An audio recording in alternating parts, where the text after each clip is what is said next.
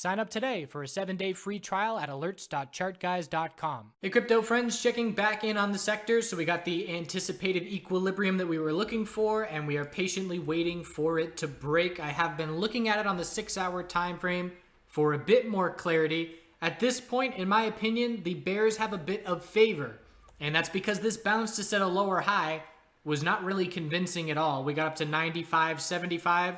Bulls would have been hoping for a little bit more, ideally.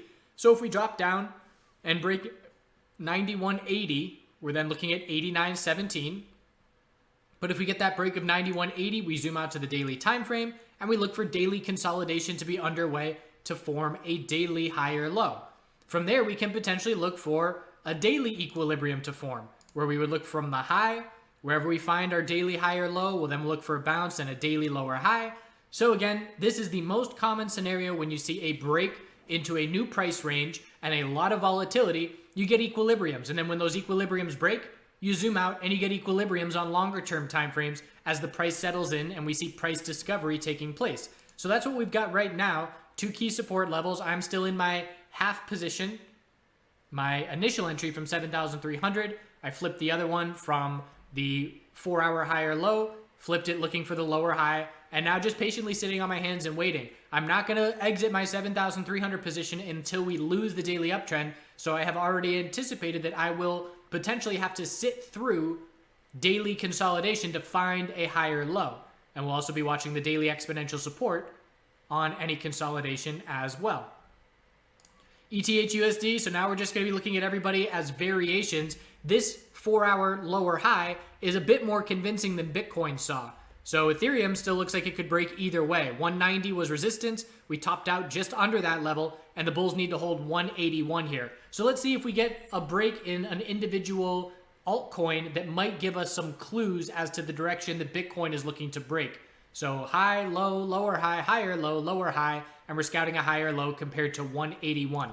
Let's look at that Bitcoin dominance chart real quick, as that's pulling back pretty hard. But again, we are definitely looking for a daily higher low to form. This move came off of the low, we topped out, and now we're going to look for a daily higher low and probably a daily equilibrium. So looking for Bitcoin to gain a little bit of dominance in the coming days, and that's something we'll be keeping an eye on as well.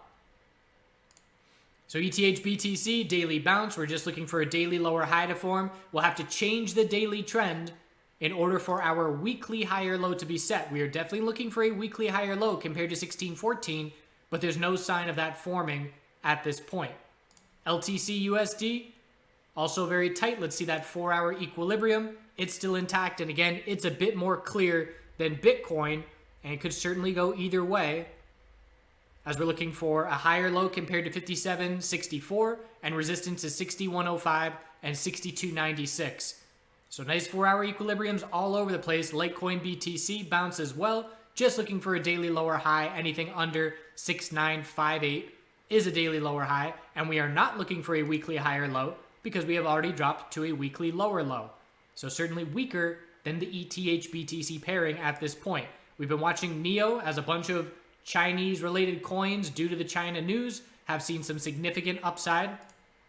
So looking at this on the 4-hour time frame, 1042 is the most important support. If we lose 1042, it means zoom out because daily consolidation is underway, and we'll then be looking for the higher low.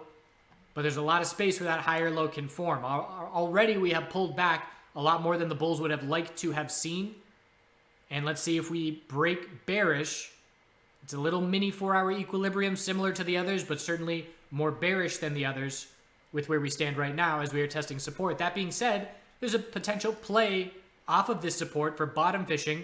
We just bounced off of 1051, so a 9-cent risk, and the bulls certainly hoping that we get a little bit of follow through back up towards $11. So low risk for a bottom fishing play, but odds favor the bears at this point, unless we can see an hourly trend change off of holding 1042 support.